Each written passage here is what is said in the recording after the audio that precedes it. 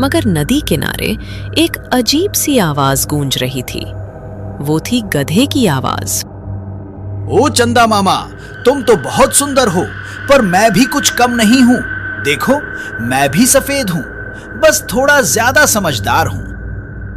तभी पास में खड़ी बकरी बहन हंसते हंसते लोटपोट हो जाती है। अरे गधे, तू और समझदार, तूने पिछली बार शेर के बच्चों को सेब समझकर काट लिया था और अब चांद से तुलना कर रहा है।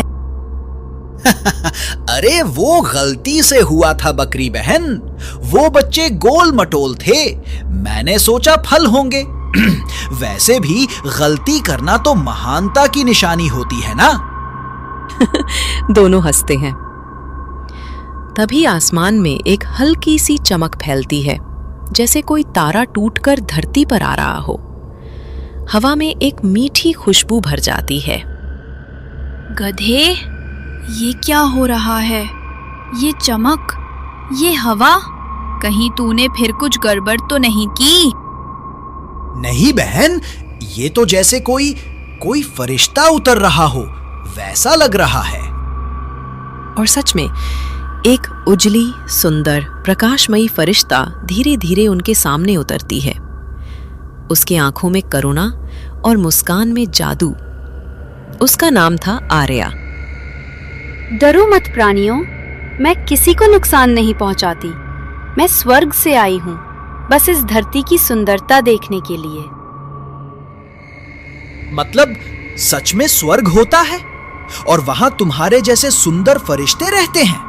क्या वहां भी गधे होते हैं? गधे? शायद नहीं, पर अगर होते तो तेरे जैसे भोले और मासूम नहीं होते। तुम्हारी आवाज तो जैसे किसी मीठे गीत की तरह है। मैं तो रोज चांद को देखता था, पर अब लगता है असली चांद तो तुम हो। बस कर गधे, परी है वो, तेरी साथी नहीं। बकरी बहन, तुम्हारा मित्र सच्चा है, मूर्ख जरूर है, पर उसका दिल बहुत साफ है। स्वर्ग में भी ऐसा दिल मुश्किल से मिलता है। रात चांदनी में गुजरती है। आर्या और गधा बातें करते रहते हैं, चांद, तारे, दोस्ती और जीवन की मूर्खताओं पर। आर्या को गधे की मासूमियत में कुछ ऐसा दिखता है जो उसे अपने स्वर्ग में भी नहीं मिला था, और वो है सच्चाई। अगली सुबह जंगल में हलचल मचती है। सभी जानवर गधे का मजाक उड़ा रहे होते हैं। अरे गधे, सुना है कल रात तू किसी फरिश्ते से बात कर रहा था? तू तो बड़ा रोमांटिक निकला। गधा और फरिश्ता, ये तो सबसे अजीब जोड़ी है जंगल की। अरे नहीं, ऐसा कुछ नहीं। वो बस मुझसे बातें कर रही थी। उसकी मुस्कान, वो तो जैसे पूरे जंगल को रोशन कर दे। गधे, तू पहली बार किसी पर दिल हार गया है, लेकिन याद रख, आसमान के पंछी जमीन पर नहीं टिकते। उसी वक्त जंगल में ठंडी हवा चलती है, पेड़ों से काले पत्ते झड़ते हैं और एक डरावनी हंसी गूंजती है। जंगल के जानवरों, मैं वापस आ गई हूं। अब कोई नहीं बचेगा। सभी जानवर डरकर भागते हैं, पर फरिश्ता आर्या वहीं खड़ी रहती है। उसकी आंखों में ज्वाला होती है। कौन है तू जो इस धरती पर डर फैलाने आई है? मैं हूं कायरा, वो आत्मा जिसे स्वर्ग ने और इस जंगल ने ठुकरा दिया था। अब मैं हर उस रोशनी को बुझा दूंगी जो सुंदर और पवित्र है, और तू मेरी पहली शिकार बनेगी। भूतनी अपने काली शक्ति से आर्या को जकड़ लेती है। आर्या की चमक बुझने लगती है। गधा, बकरी बहन, मदद करो। तभी आर्या अंधेरे में गायब हो जाती है। जंगल में सन्नाटा छा जाता है। बकरी बहन, वो भूतनी उसे ले गई, मेरी आर्या को ले गई। डर मत गधे, अगर तू सच में उसे चाहता है तो उसे बचाने चल, लेकिन अकेले नहीं, हम सब साथ चलेंगे। तभी दोनों शेर और हाथी के पास पहुंचते हैं। शेर राजा, कृपया मेरी मदद करो। भूतनी ने आर्या को पकड़ लिया है। गधे, तू मूर्ख जरूर है, पर तेरे आंसू झूठे नहीं लगते हैं। मैं तेरे साथ हूं। और मैं भी।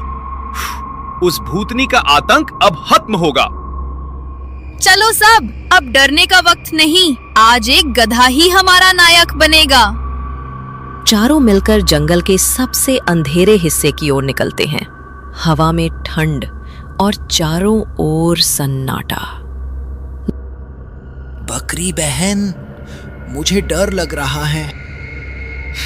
डर मत गधे, याद रख, जिसने सच्चा प्यार किया है वो किसी भूत से नहीं डरता। तभी वे एक पुराने किले में पहुंचते हैं। अंदर से भूतनी की हंसी गूंजती है। फरिश्ता आर्या जादुई जंजीरों में बंधी होती है। उसकी चमक लगभग बुझ चुकी है।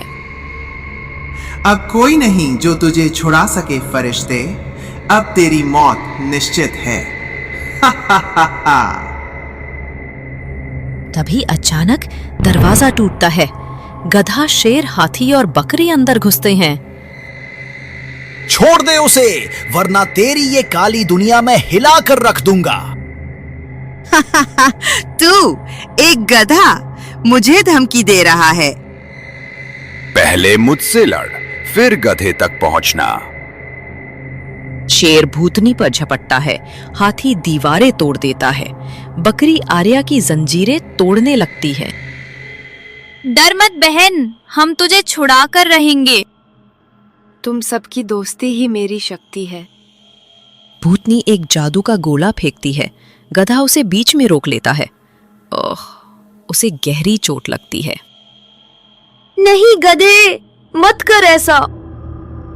अगर मेरे मरने से तुझे आजादी मिलेगी तो ये मौत नहीं, सौभाग्य है मेरा। तभी आर्या के आंसू गिरते हैं और उन आंसुओं से सफेद प्रकाश फैल जाता है। भूतनी उस प्रकाश में चीखती हुई जल जाती है और हवा में गायब हो जाती है। सुबह का सूरज उग चुका है। फरिश्ता आर्या अब आजाद हो चुकी है। गधा जमीन पर गिरा हुआ है। बकरी बहन उसके पास बैठी है। शेर और हाथी मौन हैं। गधे, आंखें खोलो, तुम्हारे बिना ये धरती अधूरी लगेगी। तभी गधा धीरे धीरे आंखें खोलता है और फिर मुस्कुराता है। तुम ठीक हो ना आर्या? बस यही चाहता था मैं। हाँ गधे। और आज मैंने समझा कि प्यार दिल से होता है, समझ से नहीं। तूने जो किया वो कोई देवदूत भी नहीं कर सकता था।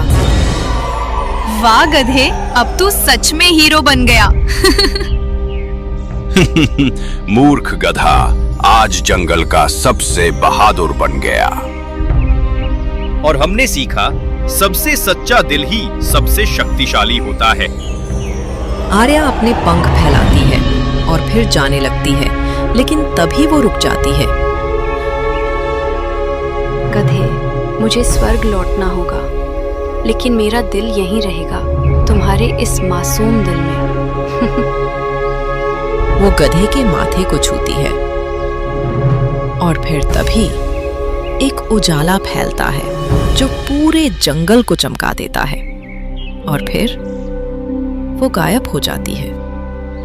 आर्या, जहां भी रहो, मेरी दुआ हमेशा तुम्हारे साथ रहेगी। बकरी, शेर और हाथी उसके पास खड़े होकर मुस्कुरा रहे होते हैं। जंगल फिर से खुशियों से भर जाता है। संदेश: कभी-कभी मूर्ख समझे जाने वाले दिल ही सबसे सच्चे और बहादुर होते हैं, और सच्चा प्रेम और निस्वार्थ दोस्ती हर अंधकार को मिटा सकती है।